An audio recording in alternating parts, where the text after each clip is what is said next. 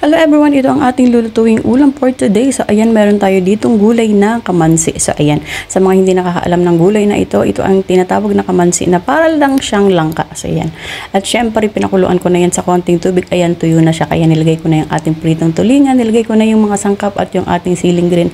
At syempre lalagay na rin natin dyan yung ating gata, kasi mabilisan na pagluto to. Minsan gagawin natin ng paraan para mabilis ang ating pagluluto, lalo na kapag nagmamadali na tayong kumain. So ayan, kaya ayan, pinagsabay-sabay ko na yan. Nilagay ko na yung mga sangkap, yung bawang, yung pampalasa, at syempre yung gata. Para naman pagkulo niya talagang mabilis na lang siyang maluto, kasi malambot naman na yung ating kamansi.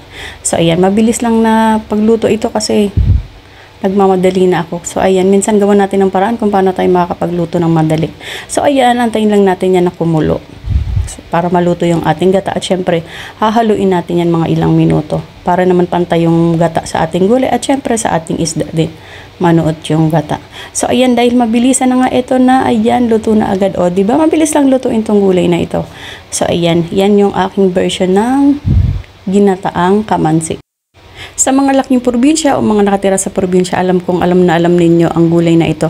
Sa mga hindi naman nakakaalam, so ayan, sinishare ko sa inyo, ito ay isang gulay na kamansi na parang langka din siya, pero yung lasa niya magkaiba naman. So ito yung aking ulam for today. Thank you for watching everyone. Let's